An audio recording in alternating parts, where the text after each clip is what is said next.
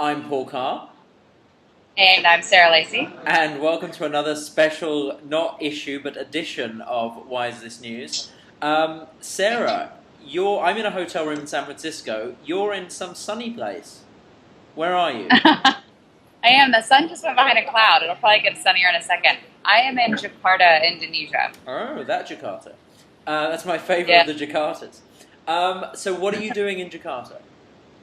So I'm right now. I'm telling my husband not to eat in front of the table because I just moved to do the Skype interview. But other than the marketing I'm doing, um, I am here meeting with startups. As regular readers know, I am a big believer in the startup potential of Jakarta.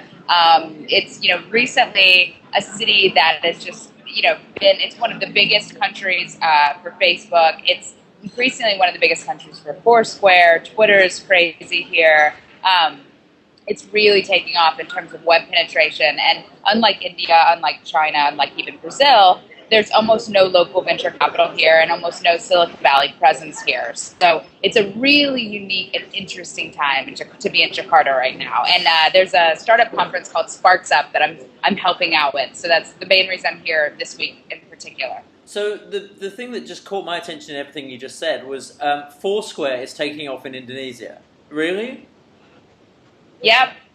Yeah, it's actually one of the biggest. I mean, so even a couple months ago, Indonesia got one of the Foursquare Super Swarm badges for like an Oh. opening night of Iron Man, which usually we only get in the United States, like South by Southwest, like insane groups of geeks in one place in Yeah. the U.S. can only get Super Swarm badge, and like the opening of a movie got one here. And it's been soaring even more since then. I met with a really fascinating guy yesterday who works on doing contextual ad campaigns in Bahasa, which is the local language here that, Yeah. there's almost no Silicon Valley presence building sites in Bahasa, which is one reason I think all the social media has taken off, because it's basically you create your own context for the sites. You essentially localize it.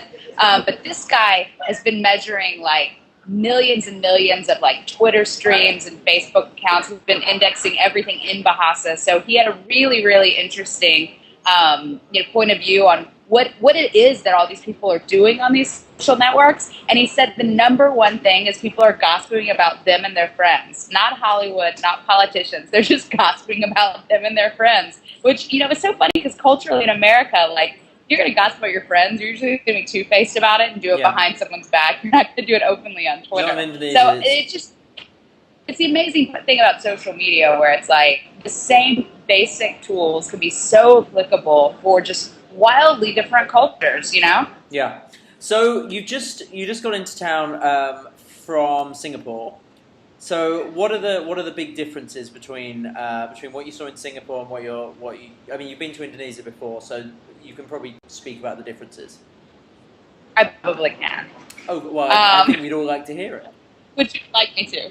Why not? Let's. By the way, I'm Let's doing say. this from this restaurant called Loeys, which is like my guilty pleasure in Jakarta. It's such an expat restaurant, but it's really, really good. And they have this like crazy like tom yum soup martini that's like everything else in Indonesia, the spiciest thing you've ever had in your life. And so, but I fear that they're about to like kick me up from this table any minute so that they can, seat someone from Zingar Yahoo. This is like the place the few Valley people who come to Indonesia all come to this place because the Oakwood condominiums are right over it. So I'm sort of an expat haven, which, is an interesting tie into your question about Singapore, because that's sort of what all of Singapore is like. All of Singapore is basically like Loeys. It's really good food that has a local nod to the culture. It's a lot of Western businessmen and people, locals who want to do business with Western businessmen.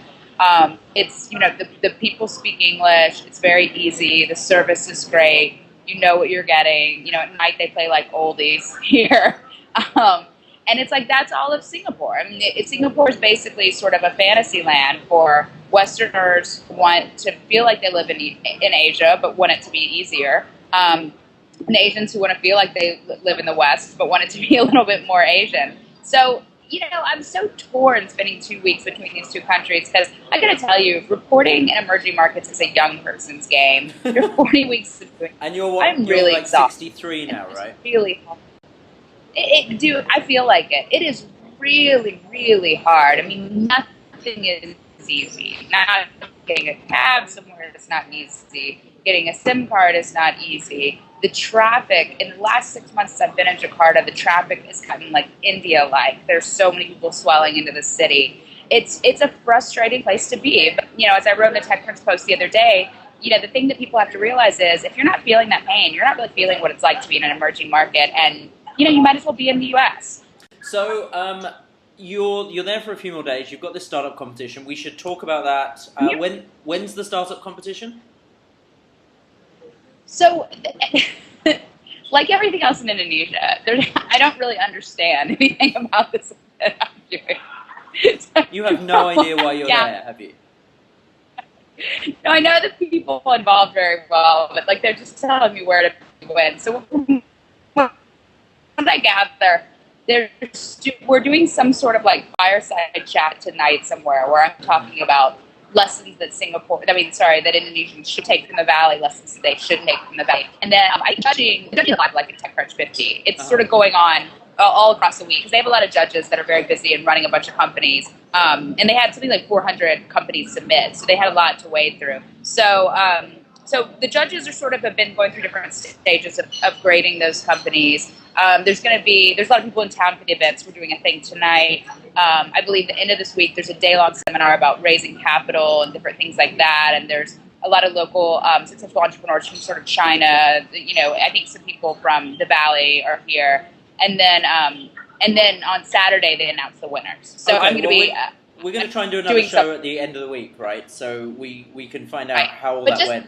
But just to tell you, when I was here a couple months ago, there was really no one cared about Jakarta. Yahoo was the only Valley player that had any kind of presence here. Now Yahoo, Google are sponsors of this event. Google has said they'll be coming in here first quarter of the year officially. They're hiring up a lot of people. Zynga is here for the event. There's definitely a lot of, I wouldn't say people necessarily coming in and opening a big R&D center and hiring 100 people, but in the last couple months, there's been a palpable difference in not only how congested and crowded Jakarta is getting, but the amount of Western attention it's getting. Well, and it's getting even more now that you're there. So I'm gonna let you go before you get kicked out. Don't forget to check in on Foursquare. You might become the mayor of the expat restaurant. Dude, I'm not any mayorship anywhere in this country. I'm just not active enough on Foursquare from what I hear. Okay, well, perhaps by Friday all that will have changed. So look forward to our next installment of Why is Sarah in Indonesia? When will Sarah come home? Where the hell is Sarah? Never. Where in the world is SarahLacy.com? All right. Bye, Paul. Thank you. Bye.